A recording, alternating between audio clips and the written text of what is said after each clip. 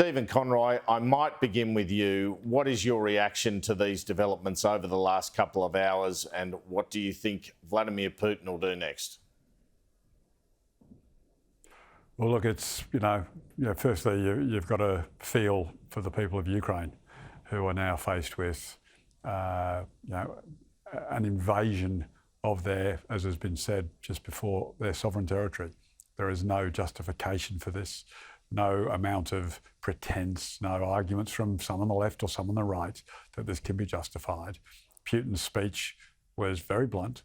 He basically said Ukraine is Russian territory, it's always been Russian territory, and we intend to make it Russian territory again. I mean, there is no historical precedent for this. There is no historical claim to be made here. It's simply the ego and vanity of a dangerous dictator who, if you take him at his word, and I don't think we've got any choice but to take him at his word, he intends to fully reintegrate the whole of Ukraine into what was Russia, the old Soviet Union. Well, Michael Kroger, what do you think we could see in terms of tougher sanctions? The West have made it clear. Our own Prime Minister, who we expect to hear from in the next hour or so, incidentally, has made it clear tougher sanctions will come with an invasion. We had a Ukrainian member of Parliament on that Fox News coverage call for people to stop buying Russian oil and gas. That would be a big step indeed for Europe. Could it go to those lengths? Well, let's hope so.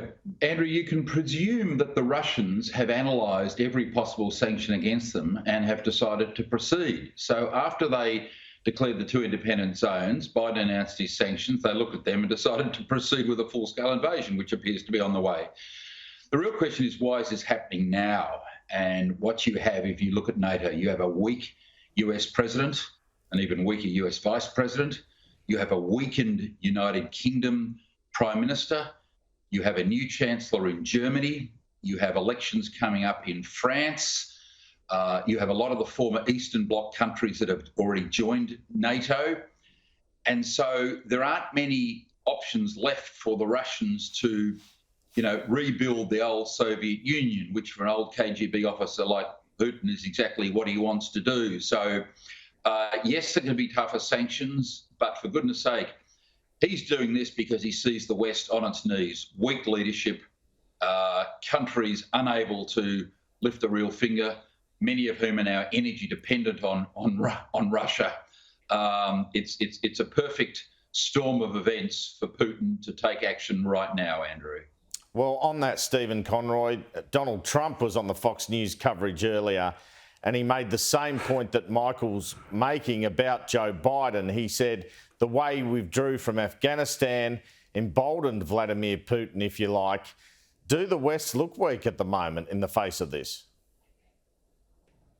Well, I don't think there's any question that NATO are divided. I mean, you've had the Conservatives in Germany with a Greens foreign minister, and they can't get unanimity within France, Germany, the UK up until now on sanctions. So I think no question that that the West are divided and look weak. I will point out that Donald Trump, with his bestie Vlad, really, coming out and saying, "Oh, he's a genius. He's done brilliantly." I mean, Putin played Trump like a puppet and a fool. And Trump's just proving it again today.